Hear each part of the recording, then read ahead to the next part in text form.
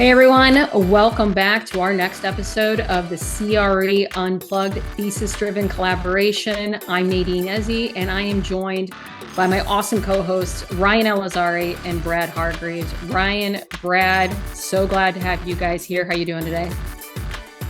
Doing great. Excited to be here. I was doing well, but then I'm a little upset with Brad. I tried to match with him wearing a polo shirt, and he's now wearing a t-shirt today. And Did you guys talk we about can't this match. in advance? Did you talk about No, this and he changed? You got to no, text me. no. Hey, Brad, what are you wearing? Wait, I got to match. We got to be matchy. There you go, man. Just shoot him a text in advance. Brad's a I very want. amenable guy. I wanted to surprise him, so I wore Oh, this in honor of him. And then I also tried to grow out my beard here so I could I look see more. that. Yeah, I see that. You know, but, Uh, but a maybe little one day scruff. we'll match. Getting a little Well, scruff. I like it.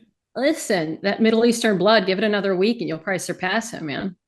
I'm not able to grow facial No? hair, but after a few months, it kind of Oh, grows. wow. Okay. Awesome. All right. On that note, hey guys, we've got a pretty solid lineup today, folks, and we're going to start with a pretty lighthearted topic, which is Trump's AI action plan. So, July 23rd, the administration unveiled its Winning the Race, America's AI Action Plan, a 28-page roadmap with over 90 recommendations, all aimed at turbocharging U.S. leadership in the current day AI race going on across the globe. So it centers around three pretty important topics: the acceleration of innovation, acceleration of building the infrastructure for that innovation, aka data centers, and then last but certainly not least, the assertion of the United States in a dominant position, like I said, in the AI race. So a couple of things to note: it's going to fast track approvals for data centers and critical AI infrastructure, slashing environmental red tape and local review. States with stringent AI regulations could face the loss and pooling of federal funding if they have regulations that the federal government deems to be a bit more stringent than they'd like to see.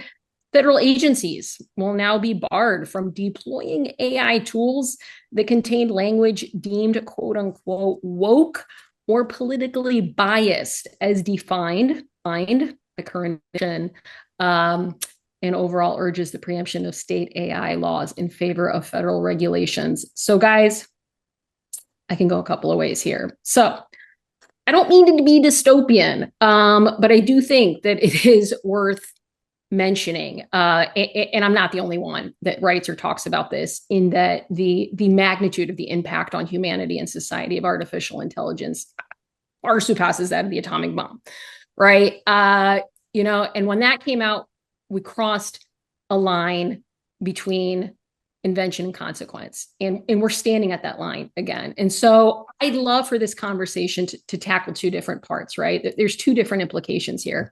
There's the responsible AI part, which I don't think we can escape. And I think would be negligent if we didn't touch upon it. But then the impact on commercial real estate, right? So I have two questions for you guys. Number one, is this our Oppenheimer moment?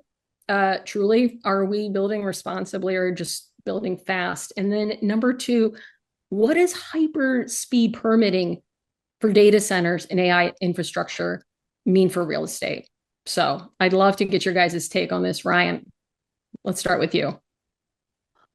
Well, I don't know if we can start talking about this being the Oppenheimer moment. I think this is an important stage of our place in catching up to other countries who are building this type of infrastructure.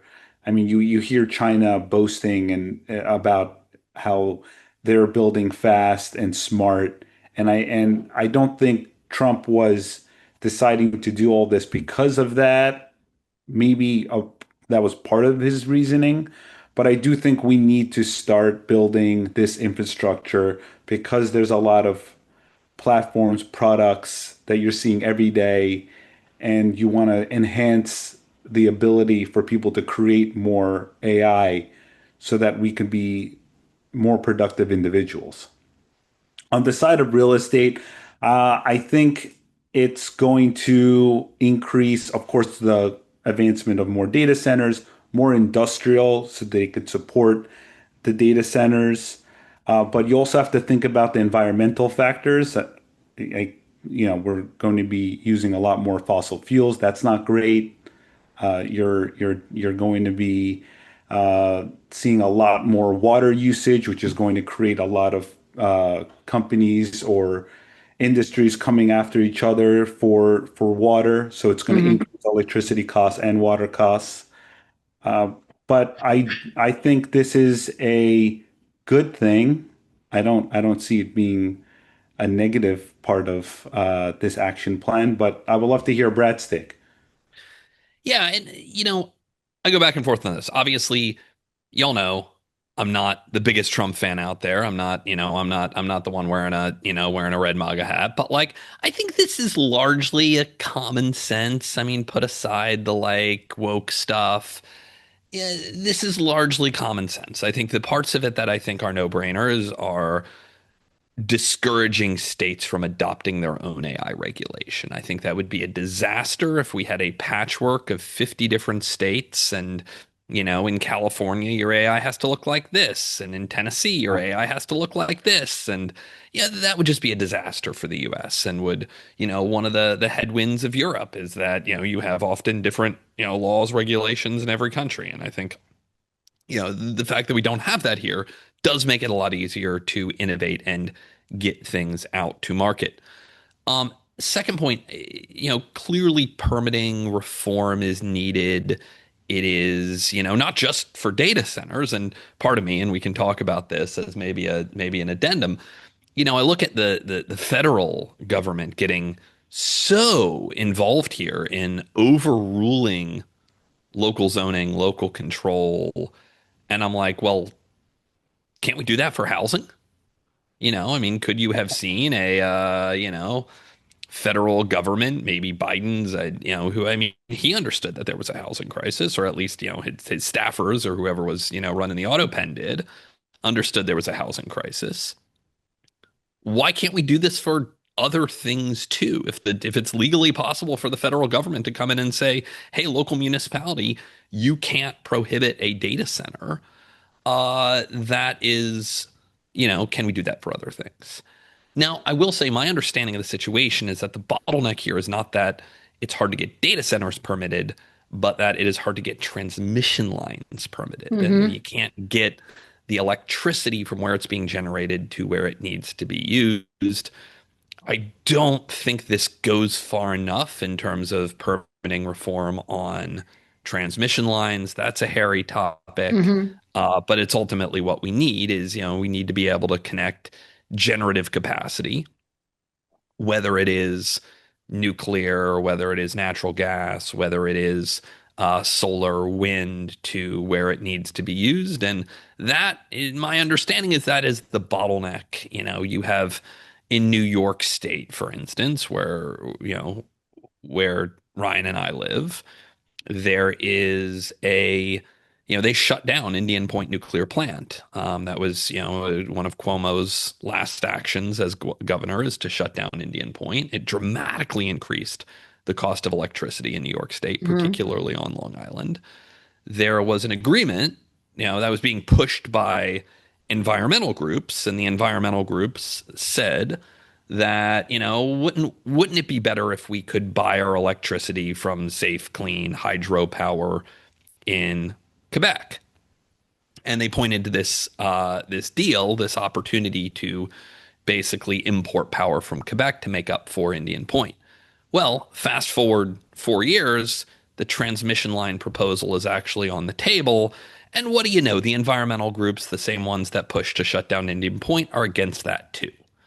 And now they've killed the, proposal to build a transmission line to get cheaper hydropower from Quebec to New York. So this kind of stuff can't happen. I would love to see the Trump administration directly go after that. You guys make a number of good points. Brad, I'll start with you. If the federal government can broadly reach to bypass local regulations on permitting related to data center. To your point, why not on housing? I think there's a number of theories on that we can go into, whether they'd actually even want to or not. And hey, maybe they will one day. I don't know. The Trump administration has surprised me in a number of ways. I'm not saying good or bad or endorsing any of them. I'm middle of the road on this. I'm all for the building of data centers. To your point, how are we going to power all of them, right? It's not the permitting of the construction that is a concern. We've got land, we can now, construct them. But how are we going to power them and power them in a way that's not going to have this parasitic impact on our environment going forward, as we are currently in the midst of a climate crisis, depending on what resources you read and believe, so to speak. So that's a concern of mine, right? Like, let's build, but let's just make sure we're building responsibly when it comes to energy consumption.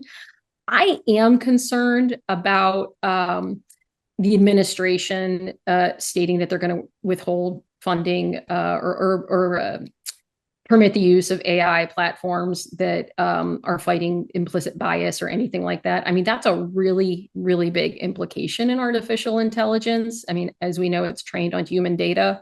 To date, humans are biased. And so if we've got AI platforms that are going to be used, for credit screening or housing or anything like that, and we've got a pretty conservative right-wing administration that's going to define, or at least allege that they're going to define what that means, like what does woke mean or language, that's really concerning for me. Big time. I mean, I think responsible AI is something we should be talking about in parallel at all times to this. So I don't know. I mean, I'm not surprised that the plan came out. I mean, we are in an AI race with China, Ryan, as you had pointed astutely. I think EU, I don't know as much. So very interested to see if there will be any litigation. I don't know if any states will try to challenge this or whatever. So I don't know. Be really interested to see where we go. Any final thoughts from either of you? Look, I mean, I'm concerned about the macro implications of AI as well. I think in less of a Terminator style, like it's going to come alive, and more, it's getting harder and harder for people to tell what is true and what is not. Yeah. And I think while, I go back and forth on like what is the role of federal regulation in controlling that. You can see some of the challenges on the horizon of everything from fabricated news stories, photos, videos to uh, effectively scams and, AI replicating people's voices and, my parents getting a call saying, "Hey, it's Yeah. me, it's Brad, because I have a lot of Yeah. video, I have a lot of audio Yeah. content out there of my Yeah. voice, and there's Yeah. more than enough to like train an AI, and, I know. you can find my parents' phone number, and like, it's Yeah. scary to think of what is coming out there. And that's the stuff that I think we really have to crack down on in terms of, using AI for malicious purposes. And my view on this personally is that we should be, and this, may look a little bit like whack-a-mole while it's moving quickly, but Yeah. we have to go after malicious actors as opposed to try to regulate the creation of the technology itself. Did you guys see the movie? Was it Mountainhead on Netflix? Did you guys see that at all? Oh, it I just didn't came get out a maybe a chance. month ago. Did you see it, Ryan? I didn't get a chance. Oh yeah, satire done wildly well. Steve Carell, a couple other guys in it. It's like four techno oligarchs, so to speak. One has invented, and they're all in AI in some way, and they're all holed up in one guy's mansion, up in the mountains for their annual bro retreat, and they're just what. And the one guy's just released a new feature of his AI content generator, and they're just watching mayhem, exactly what you just described, Brad, just unfold in the streets. Factions of people attacking each other because there's fake news coming out and whatnot. And so satire, but nonetheless, it kind of felt like it couldn't be that far in the future. So I don't know. We will see. We will see. So we'll stay tuned. Next up, shifting onto the local level to my backyard of Boston, Massachusetts. Boston is banning effectively driverless cars. They've blocked Waymo's deployment after city council hearings and union-led protests have called into question AV's compatibility with Boston's tight, quirky streets, as we like to say. Waymo did begin mapping Boston in 2025 with human-driven cars, met resistance very quickly from the local Teamsters and unions from fear of taking jobs, and also stating that the driverless cars will not be able to handle Boston double parked cars, tourist scooters, or gridlock that we have here.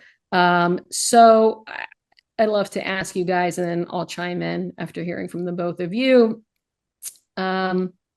Is this anti-tech posturing, or is this community first caution? Could this model turn into best practices or turn into the stifling of innovation and momentum? So Brad, why don't we start with you? Yes, I've pretty strong feelings on this, and that is I think a I lot of bet you did. regulation Let's and the way go. people talk about AVs is completely ignorant and just pretends that there is no status quo. But the truth is there is a status quo that cars are out there, they are driven by humans, and they kill about 45,000 people a year in the United States. Such a tremendous, tremendous amount of death and destruction. That's more than 1,000 people a day. It is the second largest killer of children in the United States is motor vehicle accidents. And so I think we have, a moral obligation in some respect is the data from AVs comes back and it seems pretty clear that it's these are safer than human drivers to do whatever we can to push them forward. So I think it is deeply unethical to fearmonger about them and prioritize jobs in a situation where you have almost 50,000 people a year dying often totally unnecessary, horrible deaths early in their lives. So I feel really strongly about this. It is, by the way, I look into it afterwards. The legislation that Boston is passing right now to effectively prohibit autonomous vehicles is the case in New York City as well. So Yeah. it's a little bit like, a pot calling kettle black sitting here in Chelsea, Manhattan. But at least New York, there is a conversation going about repealing that law that was proposed in the state legislature. It's a state law, was proposed in the state legislature earlier this year, whereas Boston is going in the wrong direction. And I think that's it's not just wrongheaded, it's unethical. It's really unethical given the status quo. Brian, what are your thoughts? Yeah, I have to agree with Brad here. I think you also have to think about the fact that it's going to be lesser cost for people to take these rides, and it's going to help people who can't drive to be able to use these vehicles. And, this reminds me, Brad, I don't know if you remember this, but this reminds me when they were going to implement credit card machines in cabs. There was so much pushback from the Teamsters against that because they wanted to keep it a cash business. But can you imagine a world where we wouldn't be using credit card or our phones to be able to pay for taxi cabs?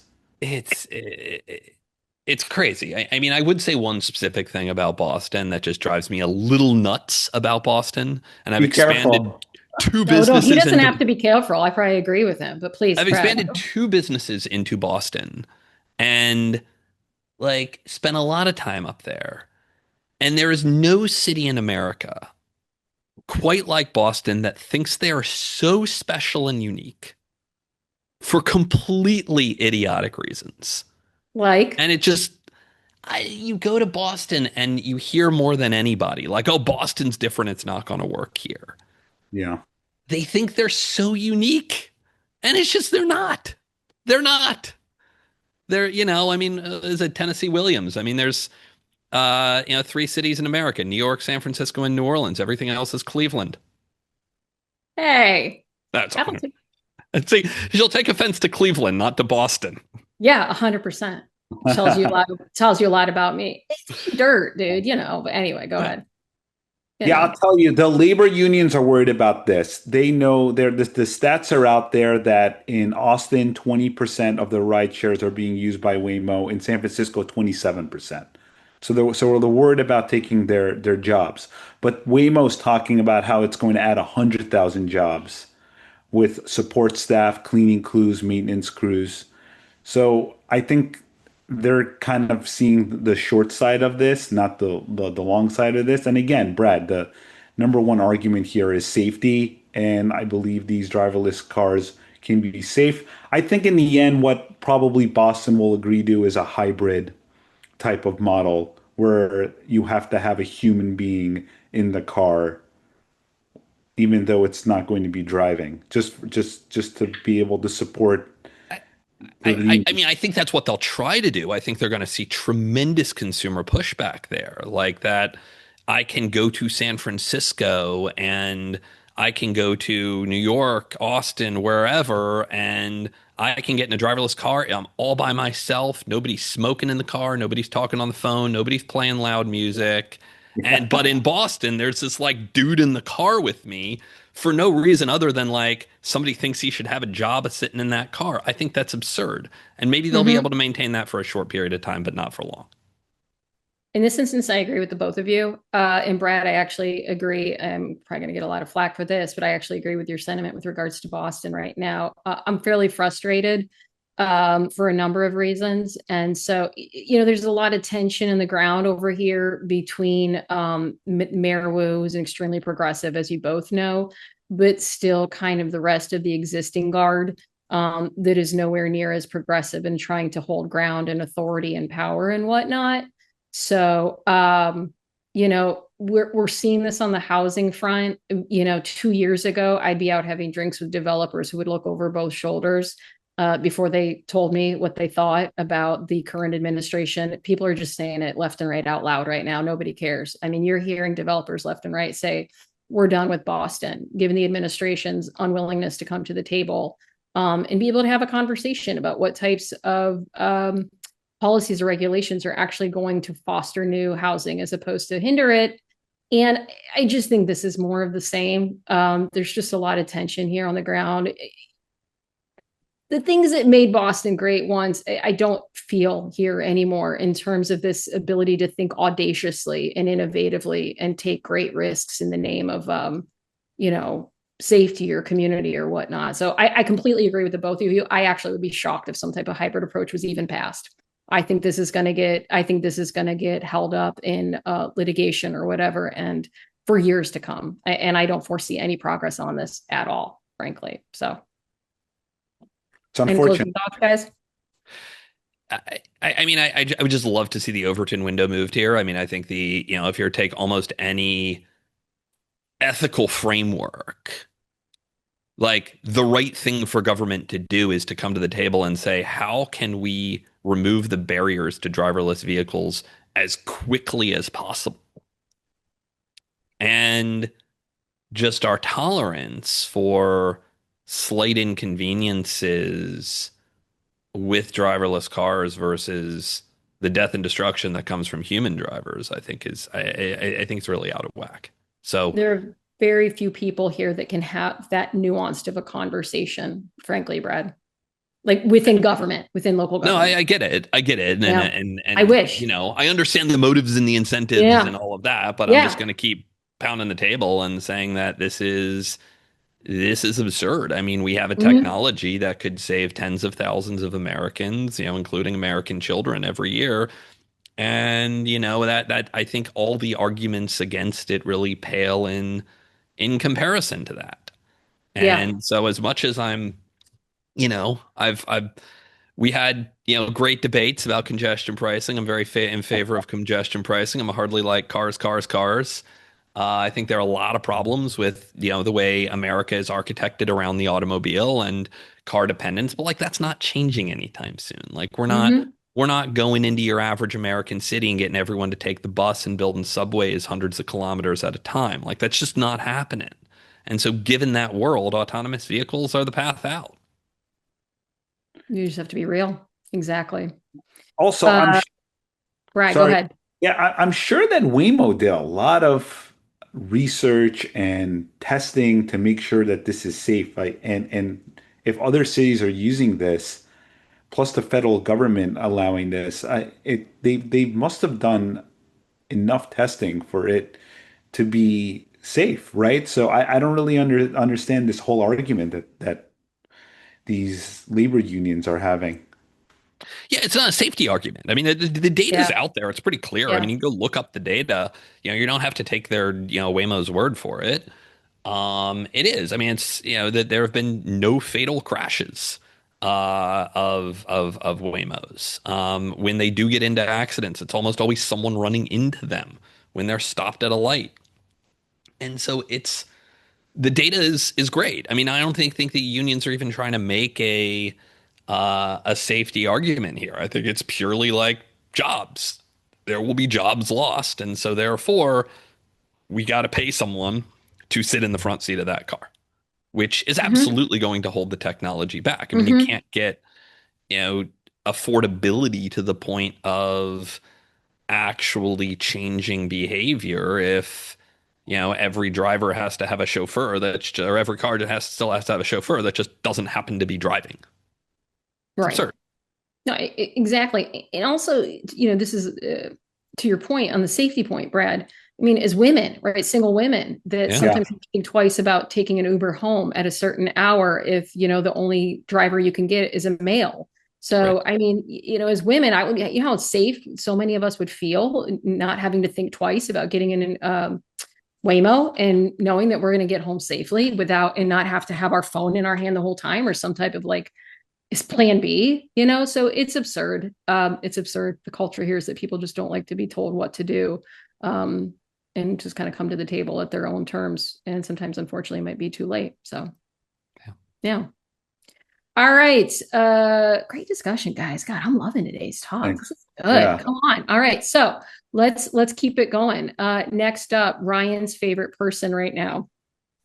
Zohran Mamdani, the front-running Democratic mayoral candidate in New York City, guys, is proposing some sweeping tax reform, property tax reform in New York City currently, where he would end the property tax cap on wealthy single-family homes, shifting the tax burden away currently from outer borough multifamily homeowners to wealthier neighborhoods.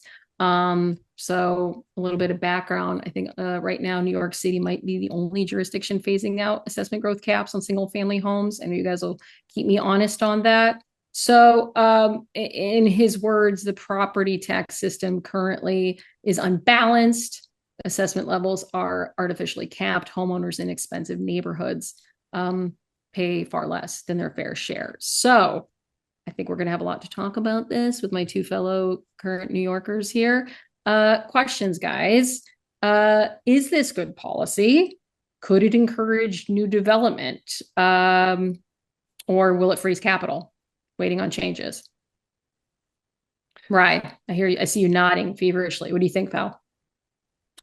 Yeah, I believe it or not, I agree with what Mamdani is proposing here. If you look at the statistics, you've got buildings over 10 units paying 3.6% of effective tax rate versus single family homes who are paying 0.7. That's a pretty big gap there. Just so the audience members know the gap here. I think yes, I think if we could transfer some of that tax burden on to the single family home owners, and then be able to help with this affordability crisis that we're having. I mean, rents are going up drastically in New York, in Los Angeles, in all of the main cities in the United States. So yeah, I think especially in New York, there needs to be a lesser of a burden for property owners so that they could, lower the rents, and also developers will start thinking again about building in certain areas that need the growth, that need the housing. Brad, what about To- you? Totally agree. I mean, I think property tax caps are generally a bad thing. They distort markets. They starve cities of tax revenue, and they tend to put all of the tax burden on newcomers, on young families, and Yeah. on renters, which are exactly the people we don't want to be putting an extraordinary tax burden on. And I get the argument that, like, you don't want to, just because someone's house happens to be in a neighborhood that where there's a lot of property, where there's a lot of appreciation and things are going up in value pretty rapidly, you don't want to price them out. I get that. I understand that from, an intuitive, from an emotional level. But I think some of the extreme distortions you see, particularly when these property tax caps are hereditary. So, Prop 13 in California is the infamous property tax cap. You can pass that down generationally. So if you are, a elderly person, you can pass your 1970s era tax basis down to your kids. And I cannot understand why that is a good idea politically. So this is one area I love that Mamdani and the real estate industry can be aligned. That we should not be placing our tax burden on bigger buildings, on rental buildings, instead of wealthy single family homeowners. And I say this as someone who owns a property in New York that would absolutely be taxed way more under Mamdani's proposal. It's just, there are some things that even if they're not in my best interest are just the right thing to do. Well said, guys. Well said. Let me ask you guys this. If he wins and this goes through, how likely is it that you think we will see a flight of these wealthy homeowners from New York City? And, could the new development of housing offset that loss? I don't know how much you're going to see from this proposal specifically, the flight of homeowners from the city. I mean, it will definitely lower home values. If your property tax bill goes from 10,000 a year to 100,000 a year, that's going to drop the value of those homes substantially. Mm-hmm. So how much of that leads people to leave? I don't know. I think some people might downsize. I think the bigger thing, the other tax proposals he has, increases in income tax, wealth taxes, things like that, will absolutely lead people to leave. I don't know how much this will. I don't think it's going to have the same, just because you can move within New York City and escape this tax, versus a lot of the other taxes that are being proposed, much more fundamental and hard to avoid without simply leaving. Well, it is a buyer's market though right now in New York City with apartments. So if this ends up getting passed, it could just create more of a buyer's market, which, I don't know what will eventually lead to in the long term. But I just wanted to mention that. I I think this is something that they should definitely think about or try to come up with other strategies to be able to lower the costs for property owners so that a lot of the expenses that have increased for them don't get put onto the renters. Because I mean, this is just getting out of hand, the rents that are just drastically going up year over year, and I just don't see it getting better. I see it getting a lot worse. Mm-hmm. No. Yeah, unfortunately, politically, renters are just a very vulnerable group. It is Yeah. very easy for politicians to come out and craft policies that, in effect, penalize renters. And often the renters don't even realize it, and they're the ones voting for these policies. Inclusionary zoning Oh, is a great example. yeah. For every one affordable unit it creates, it destroys, I forget the exact number in the study that came out of the Turner Center last year, but it was something like 6 or 7 market rate units get removed from the pool for every one affordable unit it creates. And that's Wow. not a good thing for renters. No. No, it's not. No, it's not at all. Great points, guys. As always, this is a kick-ass discussion so far. We are going to pause here and take a quick break for a word from our sponsor, Hilo, and then we will be back for Real Estate Family Feud. Stay tuned. Hey there, CRE Unplugged fam. We would like to give a huge shout out to our sponsor, the Game Changers over at Hilo, the customer experience platform for buildings that's turning heads in the real estate world. That's right. Can we talk about how Hilo is transforming the way we manage properties and create unforgettable experiences? Ryan, what's the first thing that comes to your mind when you think about Hilo? Well, Nadine, it's all about reducing friction in property management. Hilo is like the magic wand that makes everything seamless and efficient.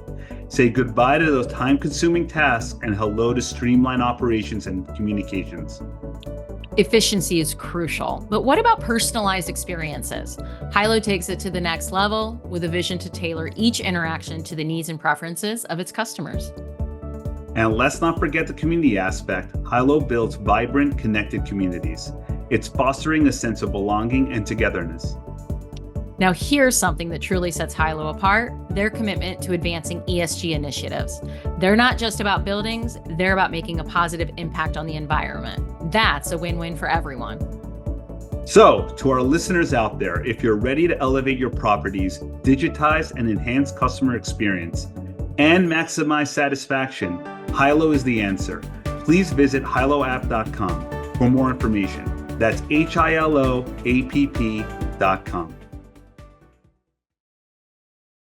All right. Welcome back, everyone. All right. We are wrapping up today's episode with something, we like to have a little fun here, and I'm pretty psyched for this one. Family Feud is a show that my family has been watching for an obscene amount of time. And so I'm putting on my Steve Harvey hat today, and we are going to be playing Real Estate Family Feud. We are going to be, with the help of a recent report from PwC and ULI that outlines overall real estate prospects, home building prospects, and local market perspectives. We got 3 lists that we're working from.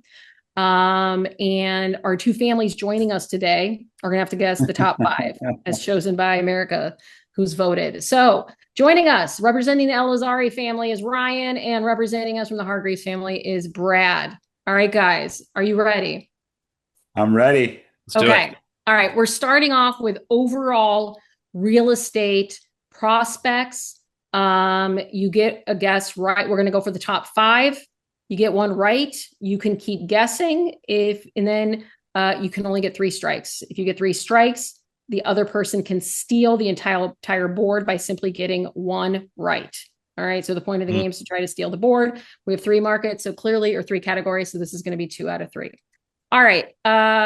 We should have tossed a coin. And it's cities, right, Nadine? Cities. Thank you, Ryan. Yes, these are cities in the United States of America. Okay. Awesome. We didn't toss a coin. It'll be dealer's choice. Okay. Overall, real estate prospects. Brad, we're going to start with you. Overall, like the best places to invest. Yes, in real correct. estate. Correct. Well, I'm going to say New York City. Charlotte. That's obnoxious. I'm going to stop doing that. Brad. Yeah. Best places to invest, not New York. Okay. Not Charlotte. Where would I Miami. Correct. Miami coming in at number 2. Wow. All right. So I get to guess again, right? You get to keep going as long as I need to get a higher number than Brad here, and then he's right. Thank you. Because you got number 2, he can steal by getting number 1. Thank you, Ryan. Yeah. Thank you. Raleigh. That is incorrect. Okay, Brad. All right. It's you. You have the board. Brad, it now goes back to you, and you can keep guessing as long as you keep getting them right. Okay, so I don't have to get number 1. I can get any of them. You can get any of them. As long as you keep getting them right, you keep going. But if you get one wrong, it goes back to Ryan. All he has to do is get any of them right to win this round. Okay. All right. So if Miami was right, so let's say I got to think about what. Yeah. So you have 3 strikes, Brad. Okay, so I'm just trying to think about what looks like Miami in terms of real trendy real estate markets. Sure. I mean, but rents are starting to go down in Miami. Correct. So maybe we're thinking about markets that were like over the past 4 years. So I'm going to say Austin. No, buddy, that is incorrect. All right. I mean, Ryan, I wouldn't want to invest in real estate in Austin today, but I know Brad has 2 more guesses. We have two more guesses? Oh, no, he's Yes. right. Sorry. Yeah, two more. Yeah. Sorry. It's been a long time since I watched All Family right. Feud. I know. Strike one. Okay. Nashville. That's a good guess. Coming in at number 5. That is correct. Wow, Nashville. Brad. Okay. All right. So I've got Miami. I've got Nashville. What looks like 3. Miami and Nashville? 3 more. Let's say Dallas. Dallas for number 1. Wow. That was going to be my next guess. Good one, Brad. Dallas, Fort Worth, number 1 answer. So he needs 2 more. He needs 2 more on the board, Brad. All right. So we You got, have only 1 strike. what do we got? We got Dallas, Miami, in Nashville. and Nashville. Yeah. So we're all southeast so far, but not Charlotte. Not Charlotte. Ryan, Not I Charlotte. was going to go for Charlotte and not Raleigh. Not Raleigh. Not Raleigh. Okay. So what do we have? Atlanta. No, strike 2. I will tell you, Atlanta is number 7. Wow. We're going Okay. for top 5. All right. I'm just Charlotte is number 18, just so you guys know. She's in there. She's just not in the top 5. okay. Houston. Coming in correct at number 3. Wow. One left. One One left. One left. One left. So I number feel like 1, I've guessed all Dallas. the Number big 2, Sunbelt Miami. city. Like, I've guessed all the big southeast I cities. got to tell you guys, I'm surprised by this one. I am surprised by number 4. Oh wow. Okay, and it surprises Uh-oh. me. Boston.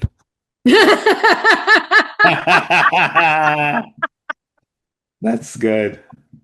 Well played. Well played. That is incorrect. Is that 3 strikes? That was 3 strikes. That's 3 strikes. All right. So I got to get this. If I don't, Brad wins. Yeah, that is correct. Okay. I'm going to go with Las Vegas. Really good guess, Ryan, but that is incorrect. Brad wins this round. The answer was Tampa, St. Petersburg. Oh, yeah. Probably I should have forgot. guessed that. Tampa is a good one. Tampa, St. Should have guessed Petersburg. that. Yeah, What? that's a good one. I just forgot Tampa existed. Yeah, Tampa's Now a big road okay, city. remember now. Okay. All right. So Brad wins the round. Okay, excellent, gentlemen. All right, we're moving on. And so because Brad won the round, I think he can start the next one. Is that correct, Ryan? You seem Yes, to be yes. you've got the rules. Okay, great. Next up, guys, home building prospects. Home building prospects. Again, we're looking for the top 5 cities / regions. So this is Cities. for single family homes. Home building, right? So we're talking about single family Give me homes, top definitions, Brad. prospects. Yes. Yeah, I mean, it didn't let's see. Yeah, Okay. yeah, single family. Let's say single So I'm family. just gonna go with Dallas again. Yes. Should be a safe Coming in at choice. number 4. Number 4. Okay. I'm going to go with the Texas city, San Antonio. No, that is incorrect. Okay. And has but it a is point. on the list as number 20, Ryan. All right, Brad. So it goes back to you. Houston. Number 7. So no. Yeah, no. So that's strike 1. Wait, do I go again, or does Ryan go? Yes. Yes, we have 2 Yes. strikes. Yeah, Yeah. we have Okay, 2 all right. more left. Yeah. Austin. Just gonna go through all the Texas. No, strike 2. Not even on the list. Not even on No. the not even on the list. All right. I mean, I know rents are going down there. I just didn't know. Yeah. Yeah. Okay. Now it's Ryan's turn, right? No, Yeah, you have one one more more. guess. Yeah, I have one one more. more. Oh, okay. Let's go back to Charlotte. That's when I was. No, Wow. incorrect. Is she on the list? She's there as number 17, but not in the top 5. Okay, Ryan, it goes to you. I think Ryan just needs to get 1 to win, right? And Yeah. then if he doesn't, Brad takes this round. Okay, Ryan, we've got Dallas on the board at number 4. Tampa. Ryan gets the round. Tampa's number 1. Wow, Yes. Tampa's number 1. Wow. Tampa, St. Petersburg coming in at number 1. right. Number 2, Fort Lauderdale. Number Wow. 3, the Inland Empire region of California. We already said Dallas at number 4 and Atlanta at number 5. What a depressing list of places. Yeah. Okay. So this is interesting. We're I think tied throwing at Inland 1. Empire in there really just like. No, I know that was that's weird. Ugh. But it's like, who's going to guess the Inland Empire? Yeah, Right. that's Okay. a tough one. Okay, guys. So this is the tiebreaker round. The category is local market perspective. Sorry, what is that? What does that mean? Local market perspective. Like, can you define that? Here, I'll take Local ratings market. reflect perspective of local market participants on the local economy, investor demand, capital availability, development and redevelopment opportunities, and public-private partnerships. So it's like self-reported bullishness among real estate people. Exactly. Yeah, So yeah. like where are sentiment, people really yeah. like? This is more of a sentiment rating, yeah. Yeah, sentiment analysis. All right, so where are people really Sentiment like analysis. Okay. gung ho about their own markets? Yeah, I think, exactly. Ryan, Okay, so your Ryan turn to won go the first. last round, so he can go first. I'm going to go with what's been on the 2 top 5s, Tampa. No. They got it going on, but they just don't realize it there, I guess. Okay. All right, Brad, you got to just back guess. to Dallas. Yes, Dallas. There are prideful people in yes, 100% prideful people in Dallas Fort Worth. So that was number 4. So it goes to you, Brad. This is an interesting list. Yeah, this is hard. You have to think on a couple layers here. This is an interesting list. I'm gonna go with Miami. No, strike one. Do I get to guess again? Yes, you do. You got 2 more guesses. Okay, all right. Sorry, it's been a long time all right. since I watched Family Feud. Nashville. Yes, Nashville is number 5. All right. Nashville, Tennessee. Yeah, that's a good guess. Dallas, Nashville. We go with Houston. No. Okay. You have one more guess. So one more. You got to get the top 3. Salt Lake City. No, what a good guess though, Brad. No, Mormons. They're very gung ho. Yeah. Yes. No, it is not. So Ryan, you have to get one right, and if you don't, the round goes to Brad, and the entire game goes to Brad. No pressure. Yeah, it's a lot of pressure. I got to tell you, this is tough. It all comes down to this one question, Ryan. Tough? Really? It's tough. It's not obvious. Let me tell you, it's just not obvious. Cleveland. Well, that's such a good, that would be number 1 in terms of a sentiment. It would be. Let me see. That would have been on Nadine's sentiment list. Detroit is making some apperances. All right. Let me make the guess. No, nobody's taking it away from you. No, nobody's taking it away. All right. I will go with Washington, D.C.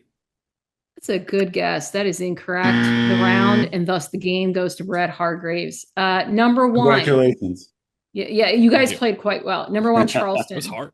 Charleston, South Carolina. Oh, Charleston. Charleston is number 1. Number 2, Palm Beach. That's tough. Number 3, Greenville. Wow. Greenville, South Carolina? Mm-hmm. South Carolina, what's in the water? I told you guys, that was tough. That was very, very tough. Very small tough. Places. Yes. Yeah. So I said, like, not obvious. That was a tough one. You guys both played very, very well. And so the prize of pride, bragging rights, having won Real Estate Family Feud, goes to Brad Hargraves. Congratulations. Thank you, Didi. Good game. You guys, another great conversation on some really pressing topics. Thank you so much, as always. I want to thank Brad Hargraves for joining us. Brian, my co-host. Brad, where can folks find you? What's going on in your world? Anything upcoming that folks should be registering for? Yeah, we got our fall slate of courses over on thesisdriven.com, launching pretty soon. So teaching topics like capital raising, selling into real estate owners, and real estate finance. So you can find me on Twitter or LinkedIn or over on thesisdriven.com. Awesome, folks. If you're looking to learn anything new real estate related, you really need to look into Brad's courses over at Thesis Driven. All right, so that is enough for us today. Thank you so much. If you want to find out more about CRE Unplugged, you can find us at CREunplugged.com or reach us at info@CREunplugged.com. Be sure to rate, review, and subscribe. You can hear us on Apple Podcasts and Spotify, as well as on Instagram and LinkedIn. And until next time, folks, keep your conversations real and unplugged. Thanks so much. Thank you. Thank you.